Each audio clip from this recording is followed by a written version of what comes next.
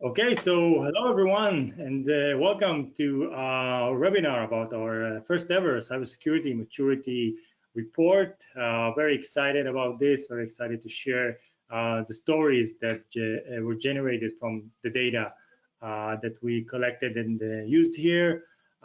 So we've collected data from our assessments inside over the past 2 years. And of course, this contains data from all of our 10 years of operating. We're talking about 15 countries, 11 industries, and 7 cybersecurity domains where we assessed the maturities for our clients. So I'll start by introducing myself. I'm Nimrod, the VP Head of Data Science here in NSI, and I was one of the main authors of this report. And with me is Reuven. Hi everyone, thank you very much for attending. It's a pleasure to be here with you. So I'm Reuven Aronashvili. I'm the founder and the CEO of SCI. Started my professional career in the Army together with Nimrod. We were more or less in the same unit. I was in the founding team of the Israeli Red Team. I'm not as smart as Nimrod, that has the PhD, but I have my B Science and M Science degree in Computer Science and Math from Tel Aviv University, and happy to be here together with Nimrod and analyze this, what I find to be a very fascinating report. Yeah, definitely. So Reuven, wanna tell us a little bit about the agenda that we're seeing here? Yeah, so after the research that Nimrod and his team actually conducted, we will go through first the research methodology, which is interesting to understand how we've done this specific research and what are the parameters that we've taken into consideration. Then we'll analyze quickly the security domains that we're analyzing, why those are the chosen ones and why we think that it's important to take those into consideration. The scoring system, which is of course important. Then we'll analyze the industries and the overall results per industry.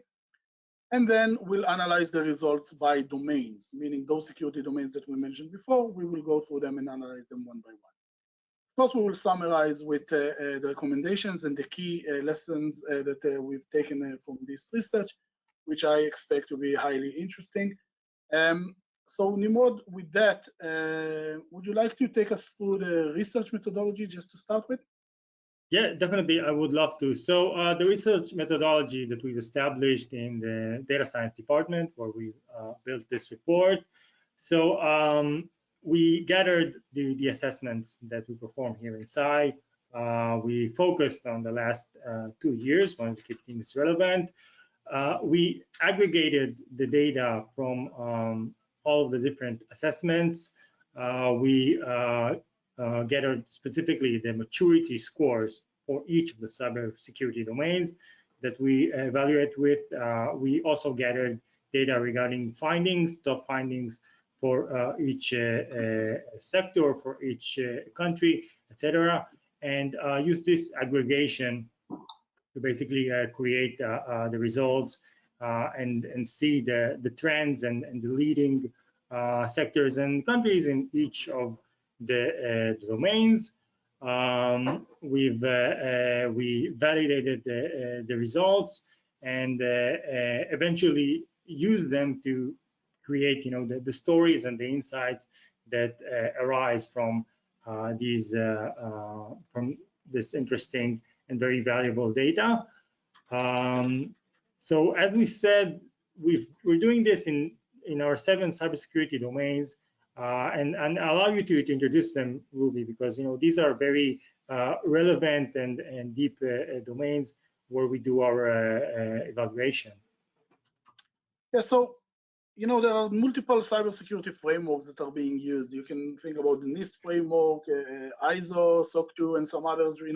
The industry is full of those frameworks, and all of them are important. And the interesting thing is that you have mapping between those, right? So if you have your assessment on one, you can always translate it to the others. But we've chosen a different concept here that is really based on the organizational structure in most cases and the capability of the organization to react to those specific items, vulnerabilities, and maturity items in those domains. The reason for that is that usually You'll find in an organization a network team, you find application team, you find endpoint team, identity management teams, and so on and so forth, of course, data. Those 5 items are actually surrounded by the 2 relevant items there. One will be the security operations center capabilities, whether it's monitoring, detection, response capabilities that are actually relevant to all of those 5 items. Again, 5 being data security, network security, application security, endpoint, and identity and access management. And of course, when you go to a little bit higher level, each and every one of those items will be surrounded by the relevant policies and procedures, and of course, the organizational cybersecurity governance in general.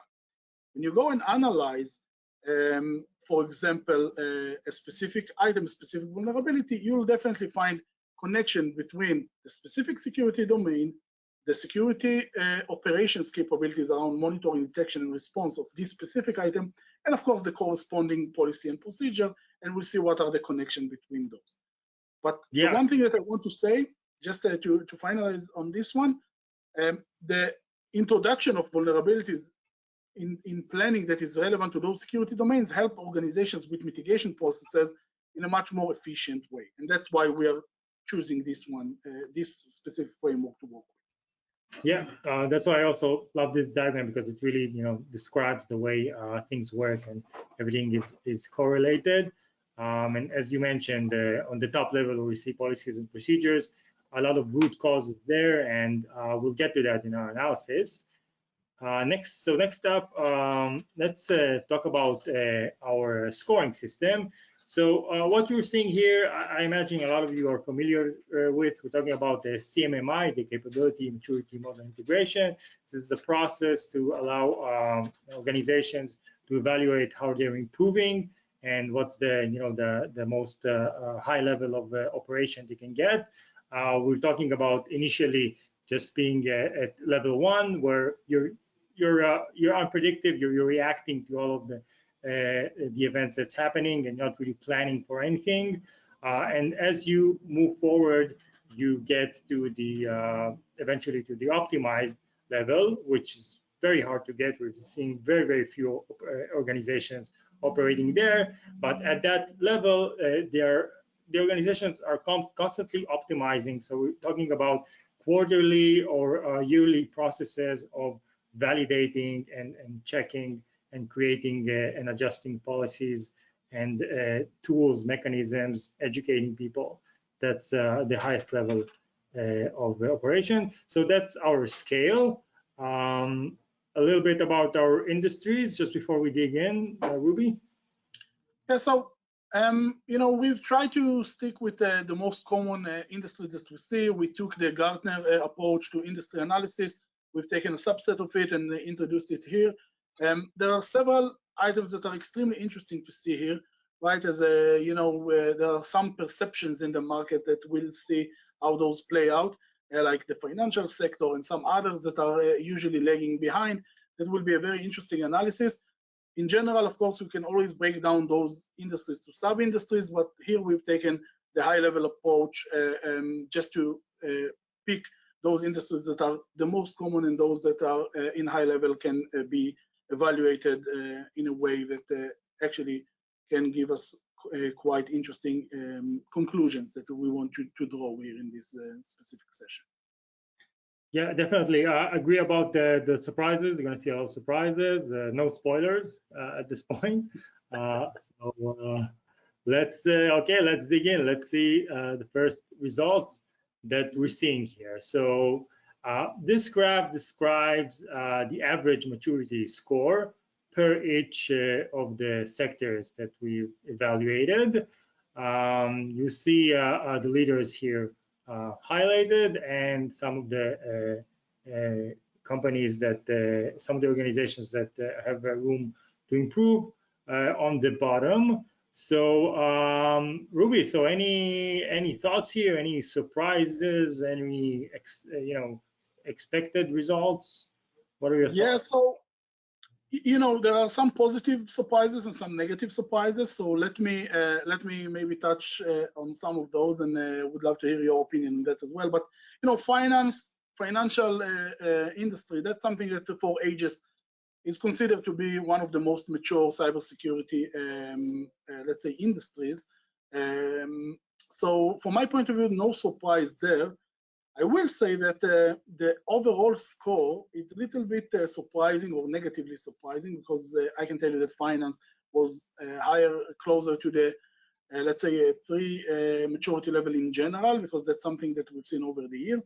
But we're talking here about only the last 2 years of analysis, so that's interesting to see. But definitely the surprise coming from the energy sector and from the services sector, that's something that I see as very interesting results, and I can maybe correlate it to 2 specific aspects that we see. Of course, one was the geopolitical situation, or still is the geopolitical situation that we see coming from the war in Ukraine and Russia. We've seen that there were multiple Russian attacks against energy companies, both in Western Europe and in the US. So I think that the growth there was actually quite significant in the last year. So if we take the 2 years that we've analyzed, in the last year we've seen significant growth. But that's interesting because overall maturity improved, but there are some things that require years to mature. So that will be interesting to see how that plays out in other security domains. But the negatively surprising item from my point of view is the point around healthcare, right? Highly regulated environment, healthcare information, something that has a lot of value, and still we see that healthcare sector and industry are quite low on maturity. Again, it's not very low. Important to mention that it's closer to 2, so definitely an improvement over the years, but definitely lagging behind after other industries, which I expect to see something else. I will say just one last word. I think that the services companies actually made huge progress over the last 2 years, because I think that's actually a result of offensive groups going after services companies in general, trying to do, the supply chain effect that you see, that you compromise a single organization, and from this organization get access to a lot of other organizations. We've seen the Kaseya situation, for example, in the US. So I think that services companies, they understood that they are actually targeted, and I think that again the rapid improvement that we've seen there is quite impressive to see. Yeah, to definitely. Me, very interesting. Yeah. We'll elaborate on each one of these furthermore. Yeah, Ruby, you have any other thoughts?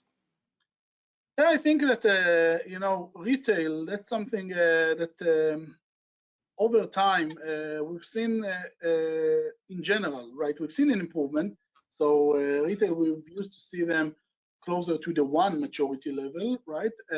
However, it's still lagging behind, and that's a bit surprising because after COVID, we've seen retail movement into the digital world that was very significant, right? All the traditional retailers tried to move to a more digital environment, and that's something that I expected to see cybersecurity maturity growing with that, but I don't know why we see this kind of gap. So we see digital transformation definitely, but security transformation is not there yet. I don't know what you think about it, Nimrod, but to me, that's quite surprising. So I think it is surprising, but I think it's just the speed of things. So when you look back, you're thinking what generated this online presence all of a sudden, and the answer in many cases is COVID. So COVID came, and a lot of retailers came to the conclusion that they needed a digital presence, and they just cut through and started creating that. And when you do things that fast, cybersecurity usually gets left behind. So I think that's part of the reason why we're seeing this. Another unfortunate figure I'm seeing here is the public sector. So we're talking about government companies that are not critical infrastructures like energy, where they do enjoy, being in that focus. The public sector, low maturity, and they're just banking on their customers not having any other options, which is a bit unfortunate. Yeah, very, very interesting figures here. Let's move on. Ruby, so what are we seeing here? Oh, that's nice. So we see the distribution of the maturity level based on the organizational size. The results are quite surprising. I would love to hear your thoughts about it, Nimrod. But just to explain that, we are seeing companies starting from up to 50 people, then growing with the number of employees, all the way to the let's say to the size of an organization of 10,000 employees and more that consider to be already a large enterprise. But here we see a very interesting curve. How can we explain it? What we're seeing here is what I like to call is the company journey, company growth journey. So in the beginning, in the start, we have a very small company, just the founders, very senior people, low and small attack surface, and everyone's on top of it, right? Not allowed to attack, and everyone knows what they're doing. So maturity is high. When the company grows a little bit, maturity still stays high. It gets a little bump downwards, and then at 100 people is what we're calling the rapid growth stage. Companies are trying to scale up, and chaos hits. IT is scrambling to introduce policies and get things right and organize everything with tooling. So a very big dip there, and then it starts to stabilize. And what we've seen is it generally stabilizes around the 500 person mark, where everything is established and policies are there, and IT are on top of things. Tooling is also there, and the attack surface is still not that big. And again, at the stage of moving towards being an enterprise, we're also seeing another dip. Where companies are introducing new technologies in some of the cases, and the attack surface just keeps growing. Also an issue of board involvement here that is relevant, and we'll see, we'll talk more on that moving forward. But eventually, when you get to the enterprise size of 10,000 and more people, it starts to rise again, the maturity. So very interesting data here, very interesting story, and we'll talk more on that moving forward. That's interesting to see that you are in a way starting with the growth pains when you're very small, 100 people. Then this is the first time that you hit policies and procedures, and I think that after the 1,000 people, then the policies and procedures enforcement and how that actually comes to play, that's the second time that you get the hit on maturity, because then there are gaps between what you planned for the 200 people that you had before. It's not valid anymore when you're 1,000 people, and things need to change and rapidly improve, and that's something that we see quite often. So it's really interesting to see that backed by the numbers as well. So I love this one. Yeah, very my favorite slide so far. Okay, so let's move forward to results by country. We're seeing maturity aggregated by different countries, and you see the leaders on the right. A lot of surprises here. Ruby, I'll let you start, and just your thoughts. Yeah, when you plan this kind of research, you have in your mind what you expect to see, right? You expect to see US, UK, Israel, Germany, the mature environments, right? Those that at least state that they are the cybersecurity nations and they are investing a lot. So yeah, they actually invest a lot.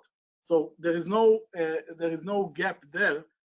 One thing that you learn from it immediately, that the actual investment or the financial investment is not always correlated to maturity. And that's a point that we need to remember. So the fact that you invest more dollars doesn't mean that you are going to increase your maturity level, at least not necessarily. So I was quite surprised to see Norway and Croatia and Japan leading here. However, after analyzing that, and taking into consideration the people that we are working with, I can tell you that there are talents there in those countries that are quite unique. And I think that the rapid growth that they've done around cybersecurity maturity, and I can tell you, for example, that Norway is definitely also impacted by the geopolitical situation. So I think things there are escalating also fast. But still, I couldn't find a very good explanation here to why that's the case. Again, Japan is a highly sophisticated environment, but when we started to work there in 2013, 2014, I can tell you that maturity level there was significantly lower. So that's a very interesting or dramatic, let's say, change in their maturity level. Croatia is always, I always positive surprised by the maturity level that they present in different companies that we are working with there. And again, the fact that Norway is at top, that's really a surprise to me, but really I love to see that, because I think that it adds up with the things that we see on field. But I don't know if you have any better scientific explanation to what you see here. Yeah, so I have some stories for you on these specific figures. So the first one is Norway. Maybe this is not common knowledge, but Norway was the first European country to invest and create a cybersecurity strategy. It was introduced back in 2003, which is ages ago when you think about it when it comes to cybersecurity regulation. They kept on validating and updating this strategy, revised it in 2007, 2012. They are on top of things.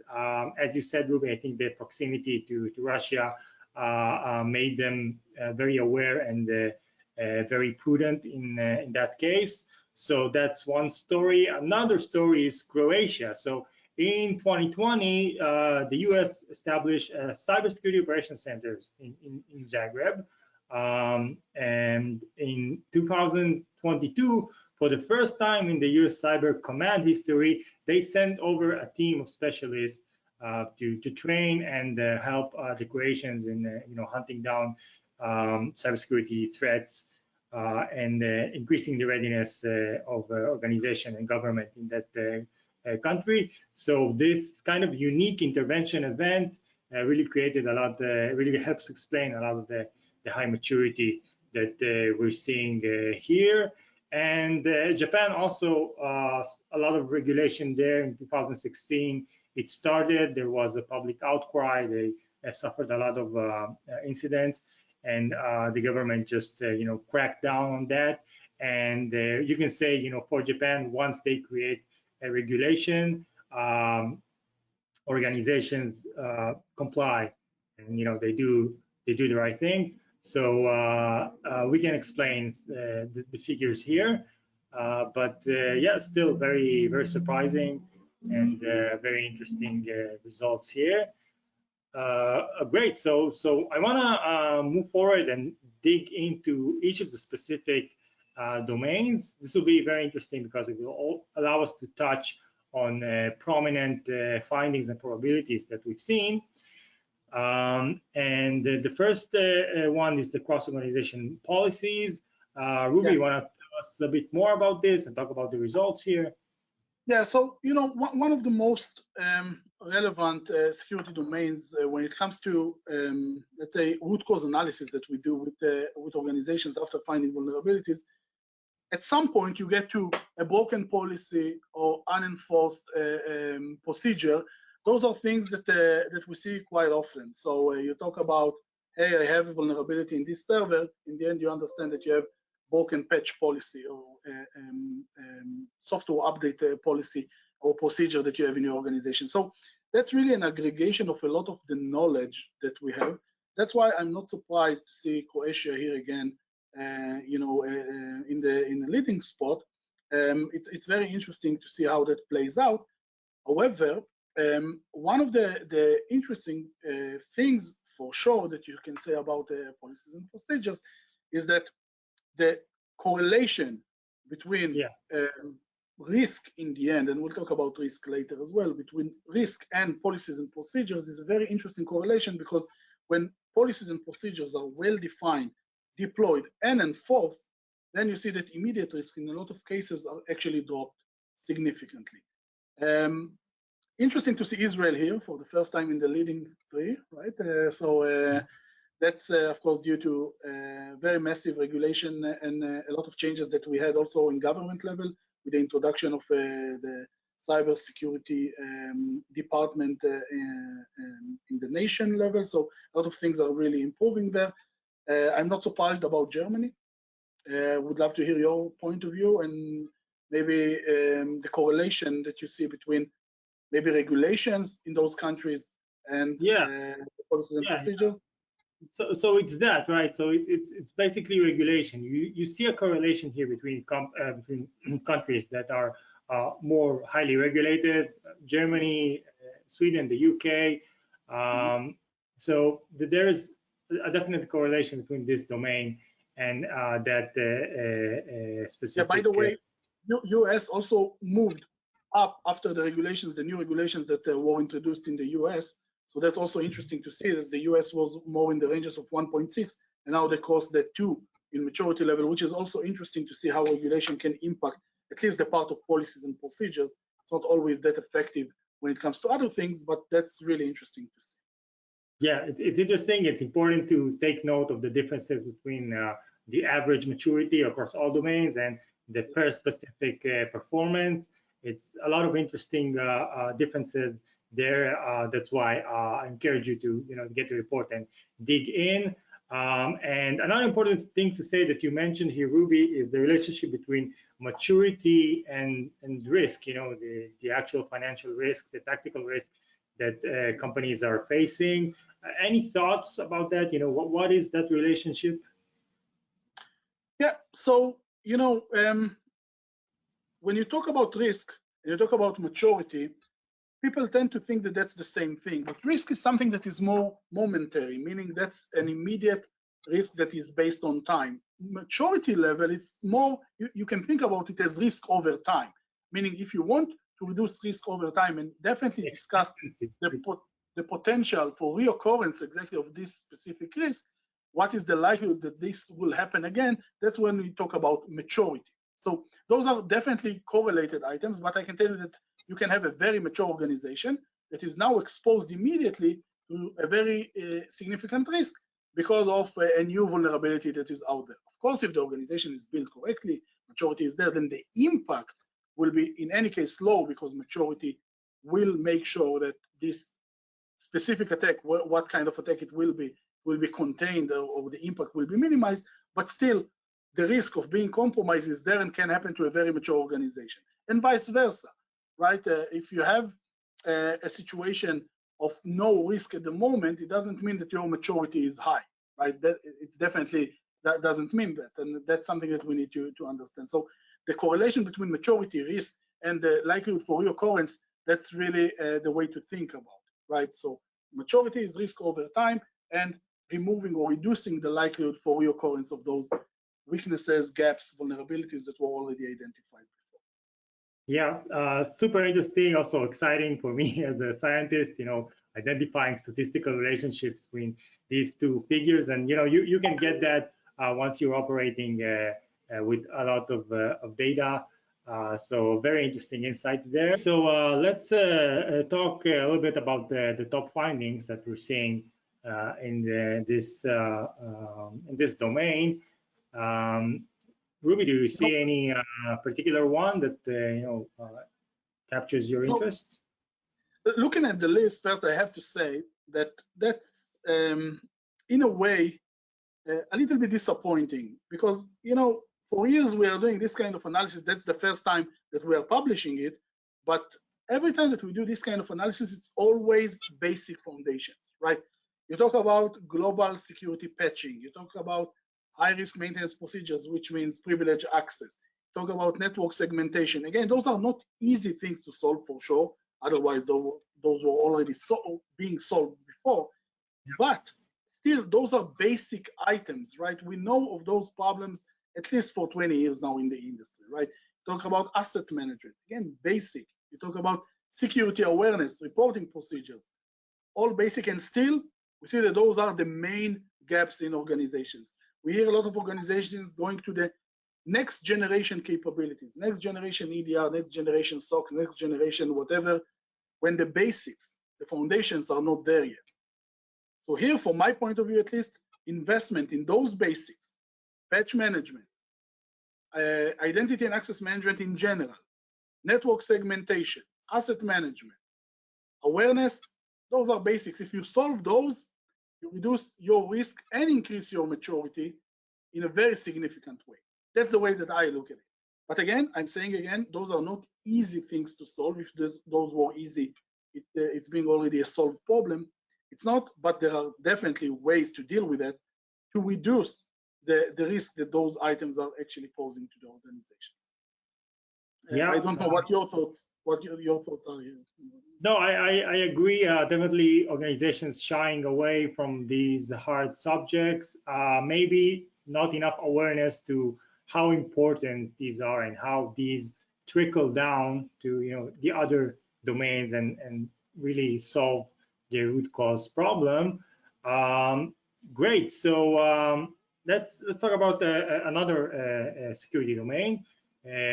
Which is identity management, remote access, access to machines, the IT discipline for managing digital identities. So again, here we're seeing at the top the energy sector. Managing the access to APIs and machines is very, very crucial. Definitely when it comes to this specific sector, and it's also very encouraging to see that although many of these energy companies are moving towards offering more in the digital realm, APIs, and apps to their customers to see their power consumptions, they are still managing to be on top of things and secure the identity management. That's my take on things. Ruby, any thoughts? Yeah, so I think that identity and access management or remote access in organizations, that's one of the things you can actually improve very rapidly. So, there are other domains that we'll touch upon later that are harder to gain maturity, and you need time in order to get that. But here, when you talk about identity management, remote access, and access management in general, we've seen that those industries that were, let's say, on the spotlight, at least with the geopolitical situation, with the changes in regulation and so on, we've seen that the improvement there was quite significant.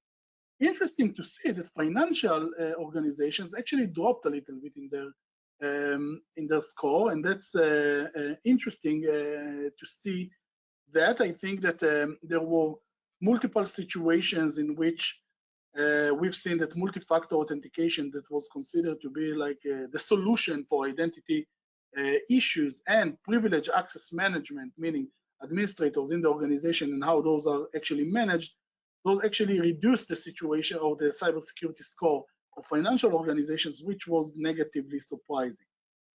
Again, I want to highlight a point here again, Nimrod, about healthcare. Again, our data, personal data, PHI data that is considered to be maybe the most critical data today in the industry and most priced one, right? If you compare it to PCI data, if you compare it to PII data items, PHI data are quite the size, the amount is quite significant, and that's still very surprising to see. Of course, I have to say there are healthcare organizations that are very good at it, right? We are talking here about average. That's in general important to mention, but the general average in the industry is very disappointing. We've seen great organizations doing that, for sure, but that seems that the industry is not there yet, right? And that's something that I think that if we are starting to see some wake-up calls there. We had a situation in Israel in one of the hospitals here that there was a wake-up call to the industry, but I really don't want to get to a doomsday kind of event, right, when it's really learning in the hard way, and I really hope that this industry will make the change and will increase maturity to a reasonable level that will be closer to the 2 and above when it comes to maturity. Definitely. So I want to move you forward to the findings here, and tell us a little bit. Pick one of these, and what do you think of the numbers that we're seeing here and these specific findings? Yeah. So again, I'm repeating it like a mantra, right? Basic foundations. So weak password policies, again, that's a problem that we have forever. Password it's actually a problem.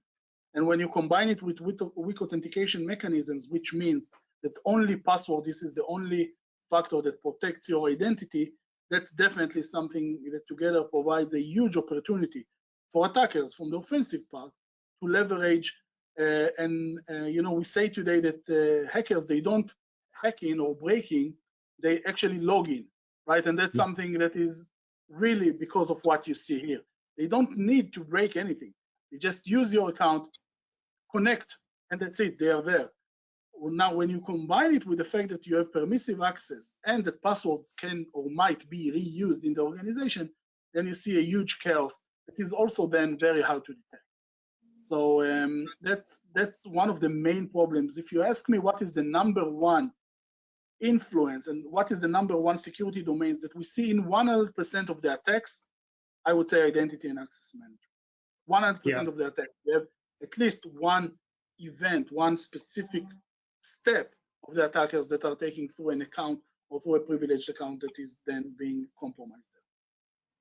Yeah, organizations, they need to remember that they need to stay one step ahead of the hackers, and maybe they're not aware that the length of the password that that's recommended keeps moving, and and getting up there. Organizations are maybe not on top of it, but it's important to be aware that you need strong passwords, and the length keeps growing.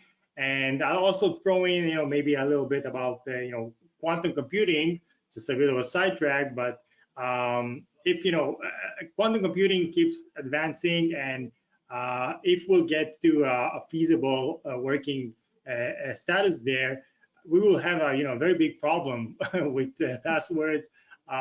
Quantum computers can crack passwords very easily and quickly, and generally disrupt encryption. They also propose a lot of solutions for those cases, but I'll move away from that sidetrack and just keep on the message that this is a high priority, and organizations need to be on top of things and ahead of the attackers. And let's move on to the network level security. So Ruby, tell us a little bit about this domain and the results here. So here I was really surprised, right? When you talk about services, generally speaking, those organizations are usually facing out, meaning they work with their customers. So cybersecurity, consulting, it's not the #1 priority that you see in these organizations. And still, we've seen a huge improvement there when it comes to network level security. I have some, let's say, explanations to why I think that's the case. And again, we had multiple situations in the industry in which services companies were attacked by ransomware groups and then created quite significant damage. So first, the requirements coming from the customers, right?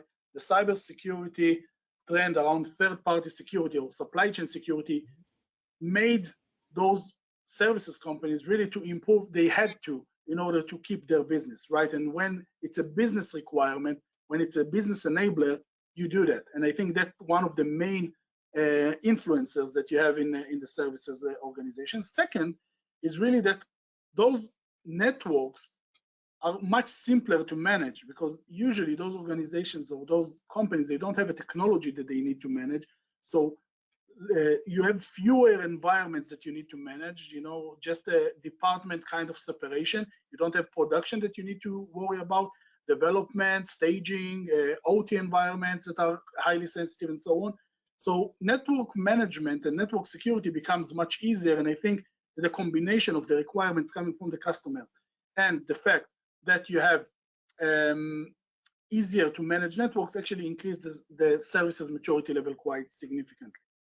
Again, it's not surprising to see financial here, but as always, I think, again, I'm already repeating that too many times, we see that healthcare is still lagging behind.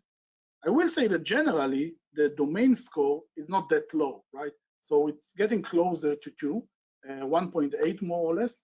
So that's already relatively high. So that's good in general, meaning that network security is becoming a problem that is getting more and more to the right, on the right track. We'll see some other domains that are maybe a little bit more mature than that, but that's definitely a good sign. But still, we see that, for example, retail, healthcare are not there yet. Yeah, definitely. So two thoughts. One regarding what you said about cybersecurity becoming an enabler. Definitely in services, I think this is the trend overall. People are realizing this, that cybersecurity, basically all of the industries at some point will be an enabler if it's not already. Another thought regarding the tech industry. So this domain is very tech oriented, right? We're talking about networks, talking about routers, stuff like that. But the tech industry is not leading here. So my thought here, I don't know if you agree, Ruby, is that those companies think to themselves, we have tech-oriented employees, and they know what they're doing, and they'll take care of IT security, and everything is fine. We don't need to invest that much in cybersecurity, and that is definitely not the case that we're seeing, because the employees are oriented towards their tasks, definitely in the rapid tech industry game. So that's my thought here. But I think to your point, I would distinguish here between small organizations that are definitely, they have the mindset that you mentioned. We are living here in Israel, the startup nation, right? That's a philosophy that you hear quite a lot, right? We'll deal with security later. And of course, when the organization is getting more mature, we see a huge transformation already in the 500 employee mark that you mentioned before. By the way, it's correlated to what we've seen before. And there, we see that technology companies are actually improving quite fast. So if we take the same picture 3 years ago, technology was really at the bottom. Now it's really improving, and it's always almost at the level of finance. So I don't think that it's too behind or that behind as we've seen before. I understand that you expected to see them leading. That's clear. But I think that the mindset that you're mentioning, it's definitely more relevant to the smaller organizations. I definitely see technology companies today that don't leave any kind of room to maneuver for the employees, and they have very strict policies, procedures when it comes to network level security in general. So that's definitely an interesting observation, but I think definitely relevant to smaller organizations. That's my point of view. Great. So let's touch a little bit about the specific findings that we're seeing here. What the finding that I find interesting is the exposed non-production environments. A lot of companies, and maybe specifically in the tech world, they have a rapid development process, and a lot of the times they leave out some of the testing environments accessible, and they're really not aware to the damage, the extent of the damage that this could cause in allowing hackers to get into their networks and get insights regarding the production environments. Let me suggest an explanation, maybe, Nimrod, right? Something because we've seen also that this became a trend lately, actually from 2020.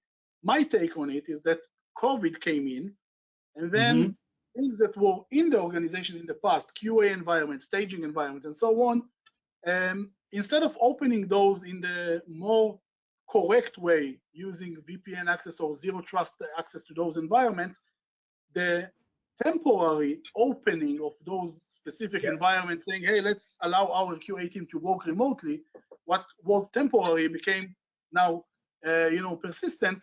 And that's one of the problems that at least we can see some organizations where we see this is as the specific root cause explanation to what happened there. So to me, the COVID impact is really interesting to analyze over time, and that's one of them for sure. At least this is my take on it. Yeah, nice insight, Ruby. Well done. It actually didn't occur to me. But yeah, I guess another impact of COVID we're seeing here. I want us to move forward to this domain of application level security. And so, Ruby, you wanna tell us a little bit about this domain and maybe one of the leading findings here, or maybe even what we're not seeing here? Yeah, so interesting to see. Application level security, just to explain, that's relevant to organizations that are actually developing their own applications code software in general. We used to see in those environments really like the OWASP top 10 concept, SQL injection, cross-site scripting, those items that those didn't disappear from the world, those are still there, but the volume, by introduction, I think that the root cause for that is introduction of more mature development environments and development languages, and we see that some of those problems were already solved by the infrastructure already. That's why we see less of those items. But here you see that the correlation between the middleware environment, the web server, and the application itself, that's today where we see most of the misconfigurations and the items like HTTP security headers, HTTP strict transport security, the frameable web content that you can actually put in an iframe and then do click-jacking attacks. Those are all in a way let's say in a way, the connection between the middleware, the web server itself, and the application, but still those are the main items that we see in volumes. The reason that you see here the numbers is that those are the high volumes of things that we see. One thing that I do want to add is that usually the impact of those items is not that significant in some cases, right? Like technical information disclosure, the fact that you are able to see the name of an internal domain or an internal IP address, that's nice for an attacker for information gathering, but an impact of a single SQL injection going directly to the database will be much higher. So the fact that we don't see a lot of those lately, that's good. I have to say here, we still see those out there, just not the same volume as we've seen in the past. So again, application security, one of the domains that I think was improving quite significantly over the last years. To me, it's really nice to see that those items that were always number one or number two are now not in the top 5. So that's very good, a positive trend that we see in this specific security domain. Yeah, so the hackers made it famous. They took SQL injection, made it famous, and now we're in a situation where every developer knows about it. They're really scared. In the code review, if they get caught with SQL injection, heads are gonna fly. So hackers made it famous, and then they lost a little bit of the ability to use that. But as you said, we still see that in the numbers for sure. We also see cross-site scripting, by the way, which is a bit more prominent, I can tell you, than SQL injection. But it also becomes, more famous, and I think it's going to go the way of the SQL injection, of declining more and more because developers are being educated regarding that as well. Great. So let's move on to the next one here, the security operation domain. And here, tell us a little bit about this domain, and and financial here being a very clear winner. Yeah, so that's an interesting one. So to me, one of the security domains that you cannot really improve instantly, one of them is really the security operations. Here, the combination between technology, processes and procedures, and the human factor, it's really essential in order to get maturity over time. That's why I think that even though we see other industries going the same way and improving maturity over time, the financial institutes or financial organizations started this motion long time ago. So their maturity today is really the highest, and that's something that is very hard to argue. By the way, when you compare it to things that we've seen before, like identity management, when you see energy or other industries that were before the financial organizations, that's definitely something that you can also explain by timing elements. So that's something that I think that the gap will be closed here in the next years, but definitely here the dominant of financial institutions, that's very clear. The interesting thing that we see here is that retail organizations are actually the number 2, and here I think that that's one of the problems that we have also in the retail industry. And let me tell you what I think here, right? From my point of view, detection and response capabilities are always the second line of defense, right? Because when you think about the concept of prevent, detect, respond, then you understand that first you need to prevent everything that needs to be prevented. A motion that we've seen in the retail industry and in some other industries as well, we've seen the security operation center taking place as the first line of defense. But then everything that happens from, by definition, when you talk about MDR, is by definition managed detection and response, meaning that detection it's already after something happened, right? So you're already in a situation that you need to react.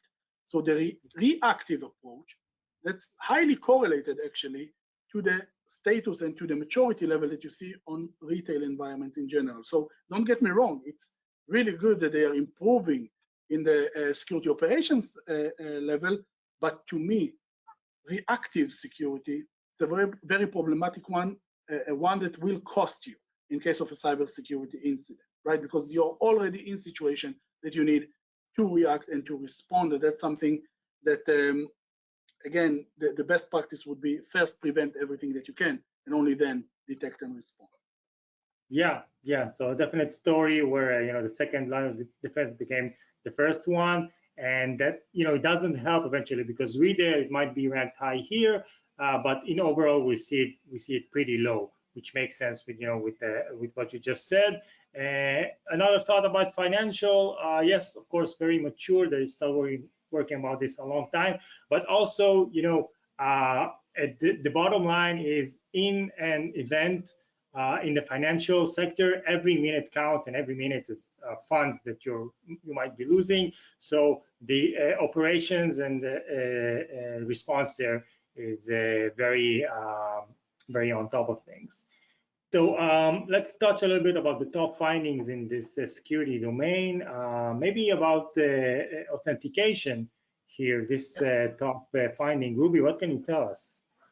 So I mentioned before that we see 100% of the attacks, right? In 100% of the attacks that we see some kind of identity theft or any account that is being compromised, right? So monitoring authentication events have a huge impact on the ability of the organization to identify attacks, even if not the entire attack, at least to get a lead or to understand what is going on. So the fact that those specific events are not monitored enough or sufficiently, that's one of the root causes that we see attackers are still managing to go under the radar. When you combine it together with intrusive activities on endpoints, and again, today there are huge efforts around that and very good technologies, by the way, to support like EDR solutions that are able to monitor a lot of the activities on endpoints. And combining those two together, if you have clear visibility into authentication events, and you have clear visibility into endpoints, only those two together can improve the maturity level around detection and response so significantly that I think that any organization that doesn't have that already in place, my strong recommendation is take those two as starting points before you do anything else, and you see how maturity level around detection capabilities and response will increase dramatically. So to me, that's very obvious in this. Definitely, I want us to move forward to another very interesting domain, which is sensitive data and information management. So here I'll start, and I'll just say that again, a very unfortunate result regarding healthcare, where in healthcare the data is the most sensitive and the most crucial part of the play, and we're talking about medical data of actual people here, and they're underperforming in this sensitive data domain. So unfortunate, but when I think about it, I can think of one reason beyond what you said earlier, Ruby, regarding the data here being very coveted and very valuable. Maybe you can talk about that more.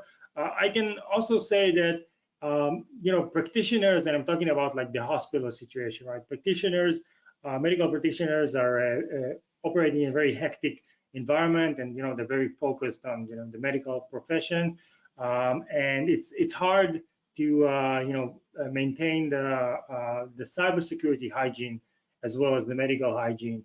So you can understand why this is happening here, but again, this is unfortunate, and we need to see more investment in cybersecurity in that field for the healthcare.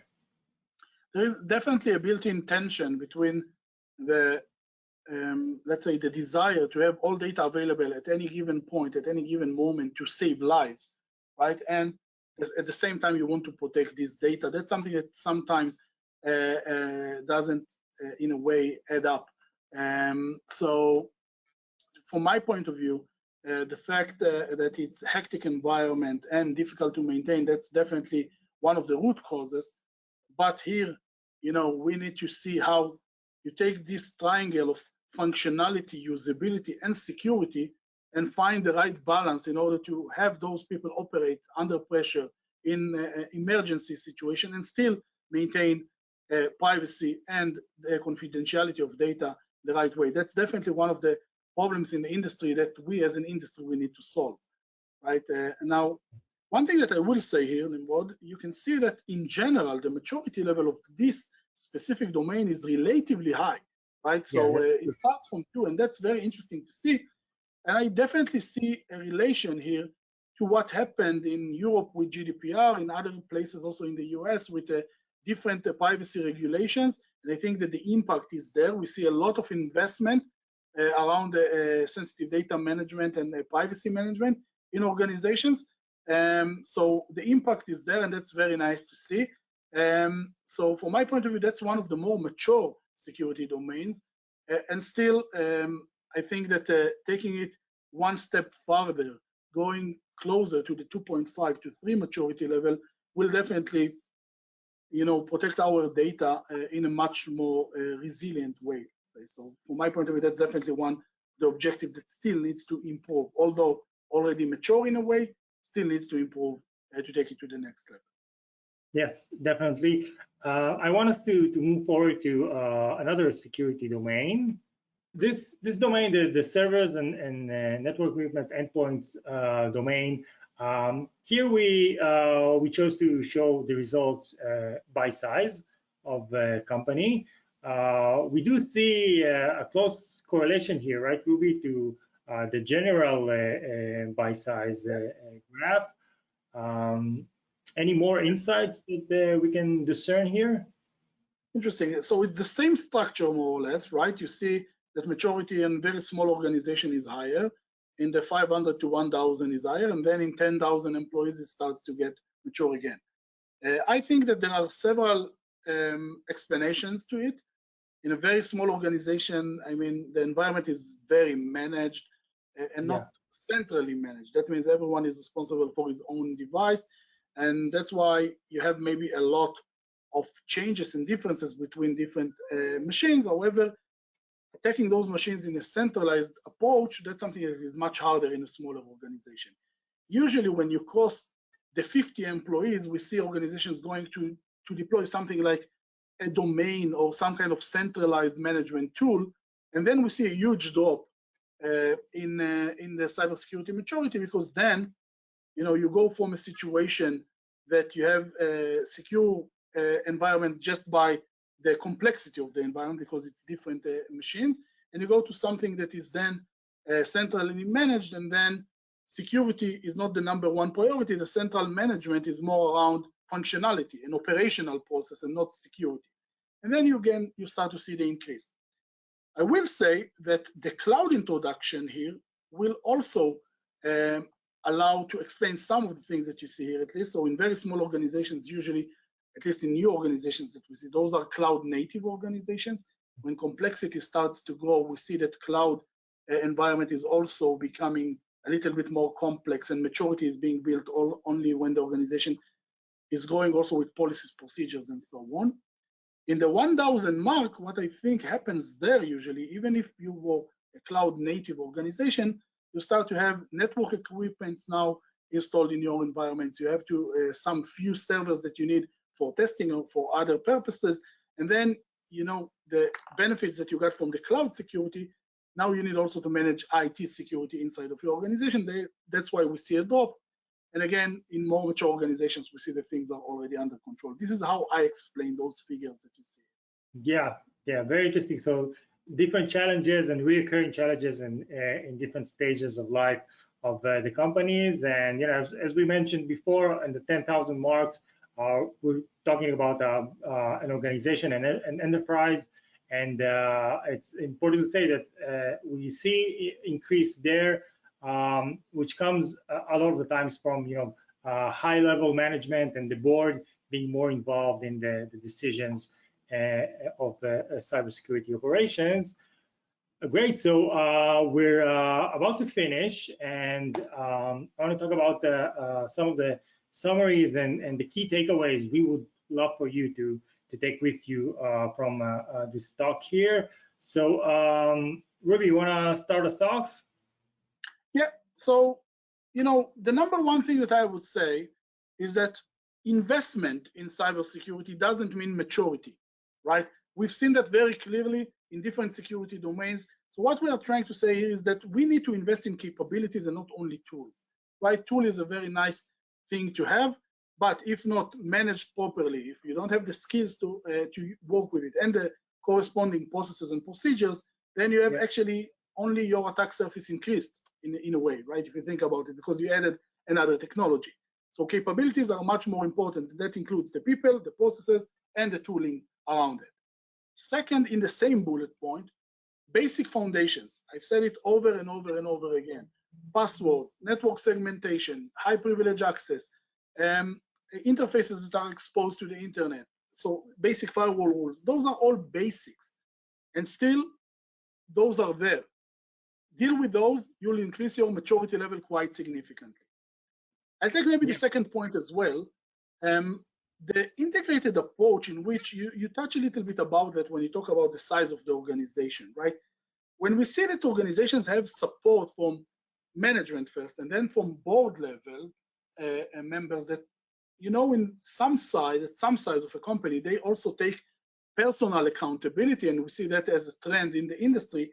We definitely see the impact of management and board investment in cybersecurity when you have all your stakeholders, you have the buy-in of the stakeholders, and that's one of the more maybe obvious statistical parameter that we see. When you have board involvement, you see maturity leveling growing, definitely. The third item I'll leave to you. You're the smart guy. Yeah, well, it's just I see the word data and I get excited. So I really think that in a lot of the cases, what we're seeing in organization is a misalignment and misallocation of resources because there is no operation on data, right? People are still guesstimating and taking their hunches into the security decisions. And what we really urge people to do is to work based on data, to assess their situation, gather all the data that they can, do the pen testing, take it from all the different systems, aggregate it into one place, and then use it to do real risk quantification and maturity quantification to understand what is actually at risk and what that means for the organization. And then use that data and do it in a correct and optimized way to prioritize the mitigation. So you need to really do the quantification in use a framework in a way that will allow you to mitigate what reduces risk the most or what increases maturity the most. So we urge people to stop just fixing critical findings. You can really change the situation by investing on what is prioritized according to risk quantification and proper risk quantification that takes everything into account, all of the attack surface, and that's a wise decision, I think, for any organization. So I think that's it for us. Thanks everyone for joining us and listening in. Really appreciate that, and I really hope that you took some insights and knowledge from this session. And of course, I want to thank my dear friend Reuven for attending and giving us a lot of those insights. Very interesting, very deep. Thank you very much. It was my pleasure. And yeah, if you guys have any question, feel free to reach out to us directly by email or try to reach out on LinkedIn. We are more than happy to answer, always available. And Nimrod, thank you very much. It was really fascinating, great research. I really loved it, and it's really nice to see how, the things that you think about and the data that you are collecting sometimes are very aligned and sometimes surprise you in a way that you cannot expect. So that's really nice to see. So thank you very much for that. It was insightful to me. Love it. It was my pleasure. Okay, great. Thank you, everyone. Bye.